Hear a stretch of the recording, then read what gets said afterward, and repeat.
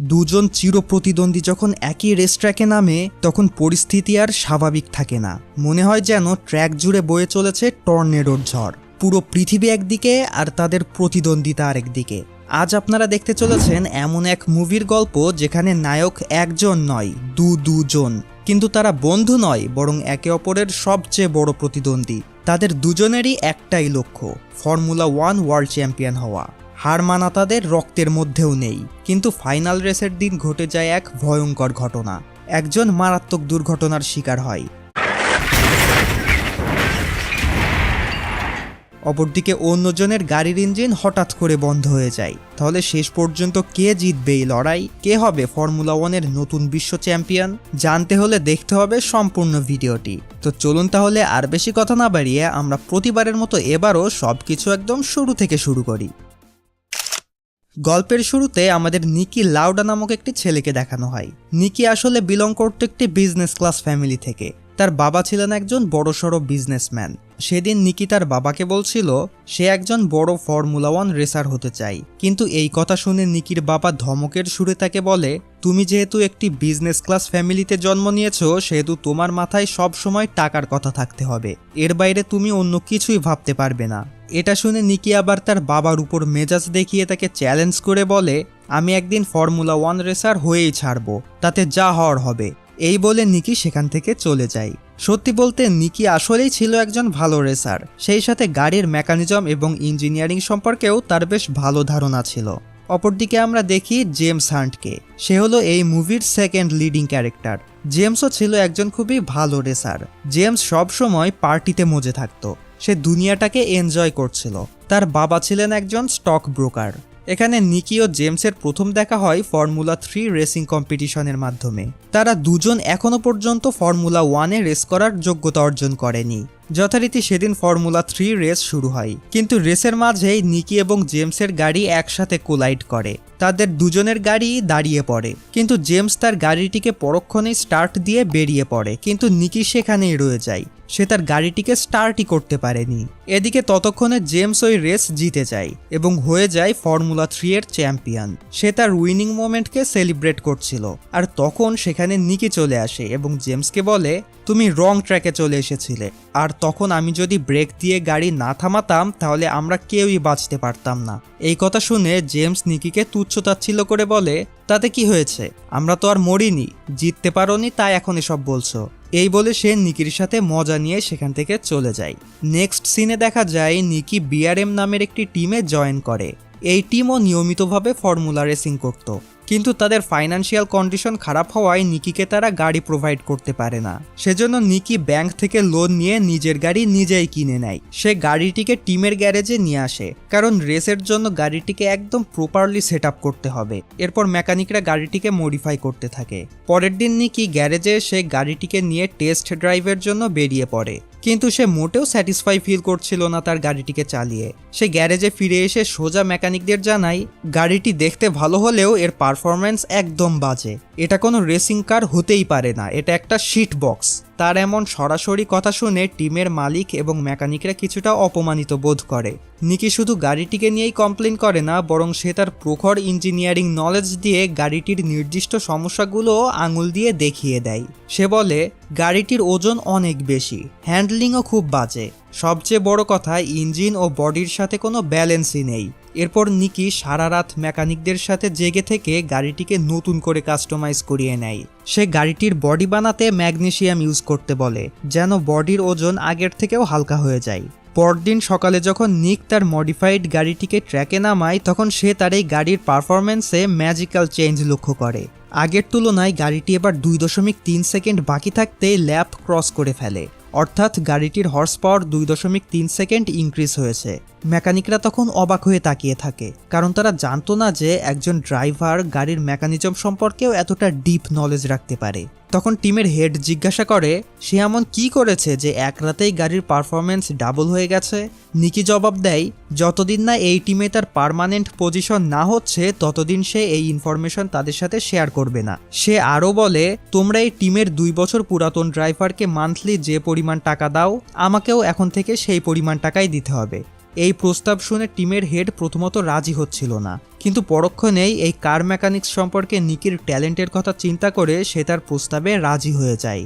এদিকে জেমসও তার টিমের জন্য স্পন্সরশিপ পেয়ে যায়, যার কারণে অবশেষে ফর্মুলা 1 কার রেসিংয়েও তার নাম চলে আসে।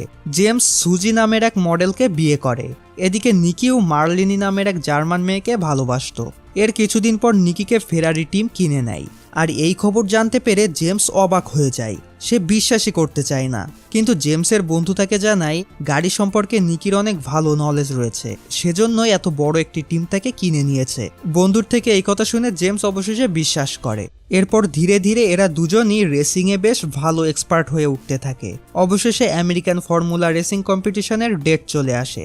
দিনটি ছিল 1975 সালের 5ই অক্টোবর। সেদিন এই রেসে নিকি এবং জেমস দুজনই মার্ভেলাস লেভেলের প্রতিদ্বন্দ্বিতা করছিল, কিন্তু ফাইনাল ল্যাপের আগেই জেমসের গাড়ির ইঞ্জিন ফল্ট করে এবং গাড়িটি সেখানেই বন্ধ হয়ে যায়। আর এদিকে নিকি অবশেষে এই রেসে ফার্স্ট হয়ে যায়। এর মধ্য দিয়ে সে প্রথমবারের মতো এই বছরের ফর্মুলা 1 ওয়ার্ল্ড চ্যাম্পিয়নশিপ ছিনিয়ে নেয়। রেস শেষে জেমস নিকিকে কংগ্রেস জানিয়ে বলে, যদি গাড়ি খারাপ হয় তাহলে ড্রাইভার যতই ভালো হোক না কেন সেই রেসে কখনোই জেতা যায় না। এটা শুনে নিকি বলে, আবার ড্রাইভার ভালো থাকলে খারাপ গাড়িকেও ভালো করা যায়। অর্থাৎ এই কথার মাধ্যমে নিকি জেমসকে ইনডাইরেক্টলি অপমান করার চেষ্টা করে। এরপর দেখা যায় জেমসের খারাপ সময় শুরু হতে থাকে। নিক রেসে হেরে যাওয়ার কারণে যে কোম্পানি তার টিমকে স্পন্সরশিপ দিয়েছিল তারা তাদের সেই স্পন্সরশিপকে তুলে নেয়। এরপর জেমস অন্যান্য কোম্পানিতে স্পন্সরশিপ নেওয়ার জন্য যোগাযোগ করে, কিন্তু কেউই তাকে স্পন্সরশিপ দিতে আগ্রহী হয় না। একটা পর্যায়ে যদিও ম্যাকলারেন নামক একটি কোম্পানি তাকে স্পন্সরশিপ করতে রাজি হয়, কিন্তু শেষমেশ তারা আবার জেমসকে ধোঁকা দিয়ে বসে। এতে করে জেমস প্রচণ্ড রাগান্বিত হয়ে ম্যাকলারেন কোম্পানির অফিসে চলে আসে। ম্যাকলারেনের মালিক তাকে জানায়, তুমি যদি নিকি লাউডাকে হারাতে পারো তাহলে আমি তোমার সাথে কোলাবরেট করতে পারি।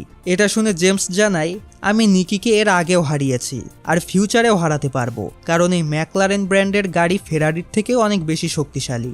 এই কথা শুনে ম্যাকলারেন কোম্পানি প্রথমবারের মতো জেমসকে স্পন্সরশিপ দিতে রাজি হয়।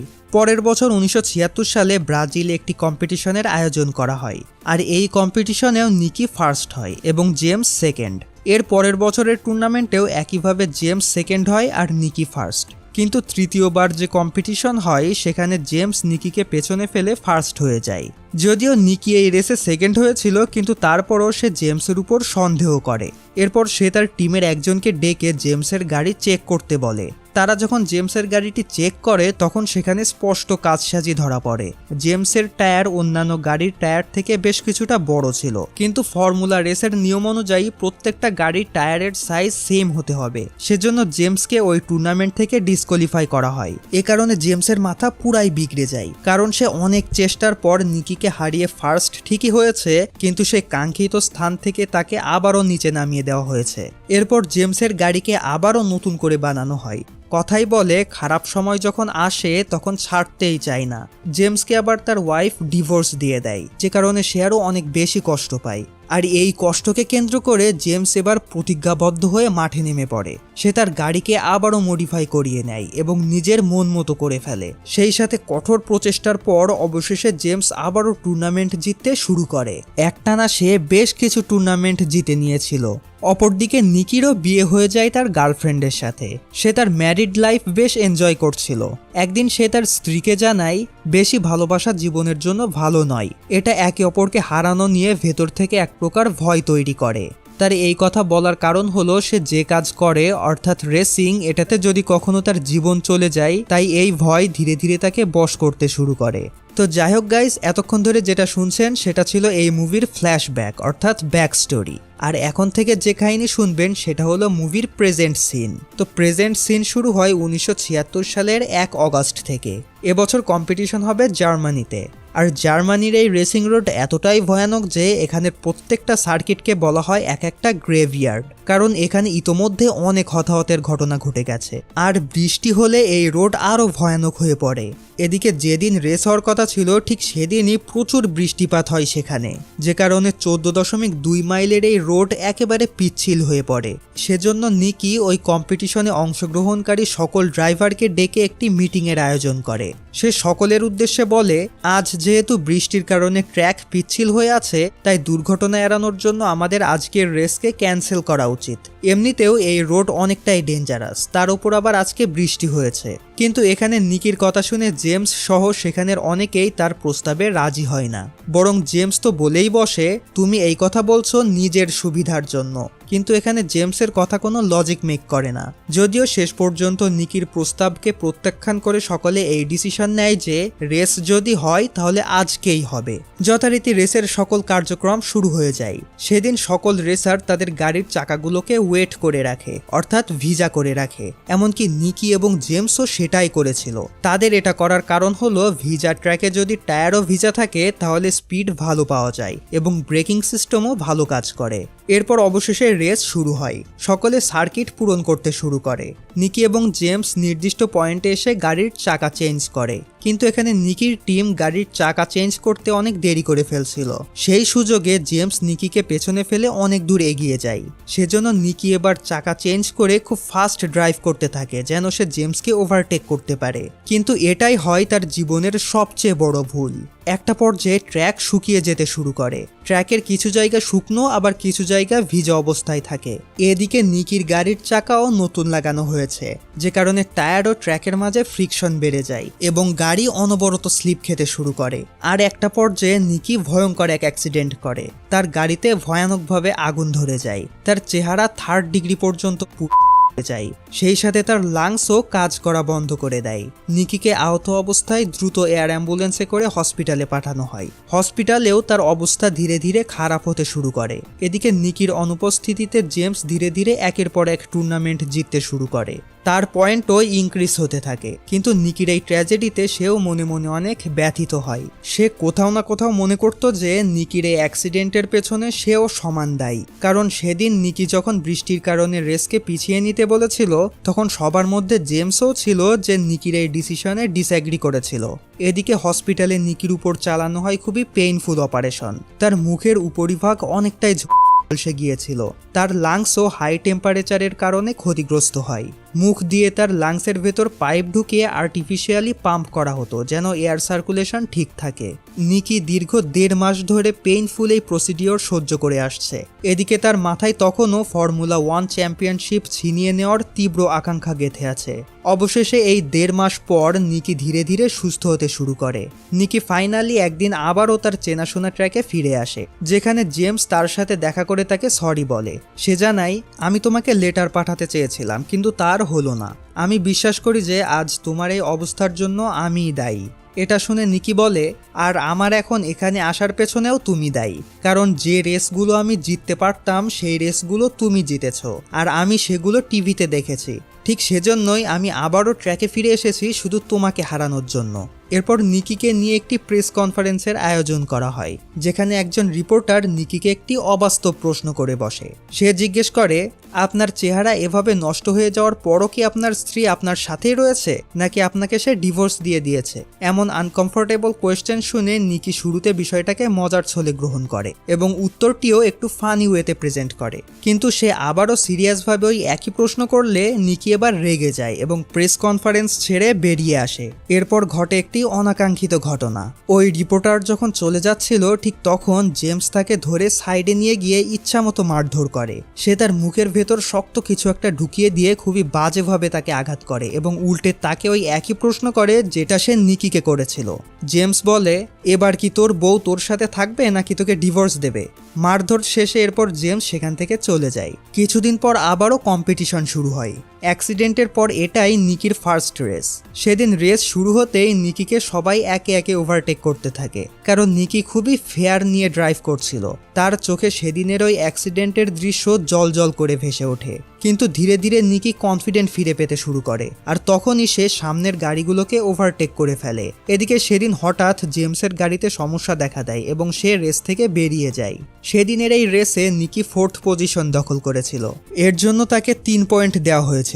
আর এবার অবশেষে ওয়ার্ল্ড চ্যাম্পিয়নশিপের সময় ঘনিয়ে এসেছে। এই কম্পিটিশনে যার পয়েন্ট সবচেয়ে বেশি হবে সেই হবে গ্র্যান্ড ফাইনাল চ্যাম্পিয়ন। যদিও আগের বারের ওয়ার্ল্ড চ্যাম্পিয়নের খেতাবও রয়েছে নিকির ঘরে, এবার কি হয় সেটাই দেখার পালা। যথারীতি সময় মতো এবারের টুর্নামেন্টের আসরও শুরু হয়, আর এই ফর্মুলা 1 রেসিং কম্পিটিশনের হোস্ট করে জাপান, অর্থাৎ এই রেসটি হতে চলেছে জাপানে। কিন্তু রেসের দিন সেখানে আগের বারের থেকেও অনেক বেশি বৃষ্টিপাত হয়, বাট এই কারণে রেস ক্যান্সেল করা বা রেসের শিডিউল পরিবর্তন করার কোনো সুযোগ নেই, কারণ ইতোমধ্যেই সকল স্পোর্টস টিভি চ্যানেলগুলোতে এই রেসের লাইভ ব্রডকাস্টিং বিক্রি হয়ে গেছে। সেজন্য বাধ্য হয়েই সকলে রেসে অংশগ্রহণ করে। রেসও যথারীতি সময় মতো শুরু হয়, কিন্তু রেস শুরু হওয়ার কিছুক্ষণ পর নিকি তার গাড়িকে একদম স্লো করে দেয় এবং রেস থেকে বের হয়ে যায়। আর সেই রেস করবে না বলে সিদ্ধান্ত নেয়, কারণ সে বৃষ্টির জন্য সামনের কিছুই দেখতে পাচ্ছিল না। আর এবার নিকি নিজের পরিবারের কথা চিন্তা করে কোনো মতেই নিজের জীবনকে আরও একবার রিস্কে ফেলতে চাচ্ছিল না। নিকি কম্পিটিশন থেকে বের হয়ে যাওয়ার কারণে ওয়ার্ল্ড চ্যাম্পিয়নশিপ হওয়ার দৌড়ে একমাত্র জেমসই সবচেয়ে এগিয়ে ছিল। সে তখন 7th ল্যাপ ক্রস করে ফেলে, কিন্তু ঠিক তখনই হঠাৎ করে তার সামনের টায়ার ফেটে যেতে শুরু করে, সেই সাথে তার গতিও ডিক্রিজ হতে থাকে।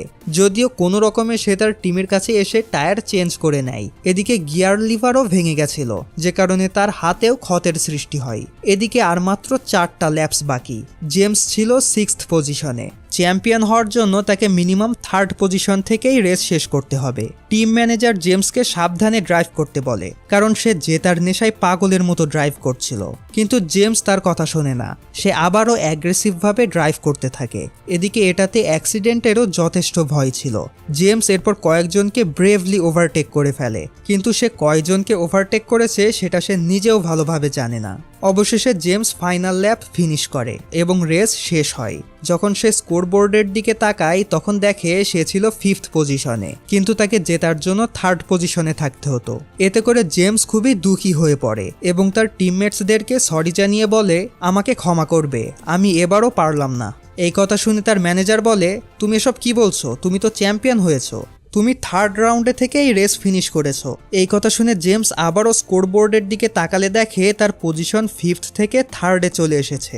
এখানে মূলত স্কোর আপডেট হতে একটু টাইম নিয়েছিল, সেজন্য জেমস ভেবেছে সে এবারও হেরে গেছে। কিন্তু সে যখন জানতে পারে এবারের ওয়ার্ল্ড চ্যাম্পিয়নশিপের মালিক সে, তখন তার খুশি আর কেউ ঠেকিয়ে রাখতে পারে না। সবাইকে নিয়ে সে খুশিতে চেয়ার করতে শুরু করে। তার সাপোর্টার্সরাও এই আনন্দে সেলিব্রেট করা শুরু করে। আর এর মধ্য দিয়েই জেমস হান্টের স্বপ্ন প্রথমবারের মতো পূরণ হয়। এরপর জেমসের পরিচিতি সারা পৃথিবীতে ছড়িয়ে পড়ে। যদিও সে আগে থেকেই ছিল একজন স্পোর্টস ফিগার, কিন্তু এবার তার পপুলারিটি আগের থেকেও বেড়ে যায়। অনেক কোম্পানি তাকে দিয়ে নিজেদের ব্র্যান্ডের প্রমোশন করিয়ে নেয়, আর এভাবে জেমস অনেক আনন্দের সাথে তার লাইফ লিড করতে থাকে। এরপর একদিন জেমসের সাথে নিকির দেখা হয়, যখন একটি পার্টিতে যাওয়ার জন্য নিকি তার প্রাইভেট জেট রেডি করছিল। নিকি জেমসকে জানায়, তোমাকে আবারও প্র্যাকটিস শুরু করা উচিত। এটা শুনে জেমস বলে, হ্যাঁ আমি শুরু করব, কিন্তু এখনই না, আগে আমি আমার এই লাইফকে এনজয় করব, যে লাইফকে পাওয়ার জন্য আমি এত কিছু করেছি। নিকি তখন বলে, মানুষ কিন্তু জানে এবং বলে তুমি কার জন্য রেসে জিততে পেরেছো। জেমস জানায়, এটা মানুষের কথা নাকি তোমার কথা? হ্যাঁ, তুমি রেস থেকে বেরিয়ে গেছো, এটা সত্য, কিন্তু এর মানে এটা নয় যে তোমার কারণেই আমি চ্যাম্পিয়ন হতে পেরেছি। আমি চ্যাম্পিয়ন হয়েছি আমার নিজের যোগ্যতায়। এখানে তোমার নিজের ক্রেডিট নেওয়ার কোনো দরকার নেই। এটা শুনে নিকি বলে, আমি যখন হসপিটালে ছিলাম তখন আমার মুখ দিয়ে পাইপ ঢুকিয়ে লাংসে প্রবেশ করানো হয়েছিল। ওই পেইনফুল সময়টাতে আমি তোমার রেস স্বচক্ষে দেখেছিলাম আর মনে মনে তোমাকে গালি দিয়েছিলাম। যদিও এখন আমাদের দুজনের ইচ্ছাই পূরণ হয়েছে। এখন দেখো আমরা দুজনই ওয়ার্ল্ড চ্যাম্পিয়ন। এরপর নিকি জেমসকে আবারও প্র্যাকটিস শুরু করার কথা বলে, কিন্তু জেমস আবারও একই কথা বলে। সে জানায়, আমি আগে দুনিয়াতে ফুর্তি করব, তারপর প্র্যাকটিস শুরু করব। যদি আমরা আনন্দ ফুর্তি নাই করতে পারি তাহলে এসব চ্যাম্পিয়ন হয়ে লাভটা কি? এই বলে সে সেখান থেকে চলে যায়। আসলে জেমস দুনিয়াকে এতটাই উপভোগ করছিল যে তার ক্যারিয়ারকে আর সামনের দিকে নিয়ে যাওয়ার কোনো ইচ্ছাই ছিল না। সে দুনিয়ার জীবনে একেবারে ডুবে যায়। মুভির এই সিনে আমাদেরকে নিকির রিয়েল লাইফ ভয়েস ওভার শোনানো হয়, যেখানে সে বলছিল জেমসের জন্য একটি ওয়ার্ল্ড চ্যাম্পিয়নশিপই যথেষ্ট ছিল, কারণ তার স্বপ্নই ছিল এই পর্যন্ত। সেদিন থেকে 4 বছর পর জেমস রিটায়ার করে। এদিকে আমি 7 বছর পর আবারও আরেকবার চ্যাম্পিয়ন হই। যখন জেমসের বয়স 45 হয় তখন সে হার্ট অ্যাটাকে মারা যায়। তার মৃত্যুতে আমি বেশ কষ্টই পেয়েছিলাম। এই বলে নিকির ভয়েস ওভার শেষ হয়। আর এরপর আমাদেরকে দেখানো হয় রিয়েল লাইফেই 75 বছর বয়সে নিকিও তার শেষ নিঃশ্বাস ত্যাগ করে। আর এভাবেই এই মুভিটির দ্য এন্ডিং ঘটে। আর আপনাদের বোঝার সুবিধার্থে বলে রাখি, এই মুভিটি একটি বাস্তব জীবন থেকে নেওয়া হয়েছিল। আমার মতে আজকের এই মুভিটি একটু কমপ্লেক্সই ছিল, কিন্তু আমি অল্প সময়ে যথাসম্ভব সহজ ভাষায় এক্সপ্লেন করার চেষ্টা করেছি। তো কেমন লেগেছে আমাদের আজকের এই ভিডিওটি অবশ্যই কমেন্ট করে জানাতে ভুলবেন না। ভিডিওটি যদি ভালো লেগে থাকে তাহলে অবশ্যই ভিডিওটিতে একটি থামস আপ দিয়ে যাবেন, এবং এমন ভিডিও ফিউচারে পেতে চাইলে অবশ্যই চ্যানেলটি সাবস্ক্রাইব করে রাখবেন। আর এরপর কোন মুভির এক্সপ্লেনেশন দেখতে চান সেটা চাইলে কমেন্ট করে জানাতে পারেন। তো দেখা হচ্ছে এরপর অন্য কোনো ভিডিওতে। I'll see you next time, till then take care, bye by.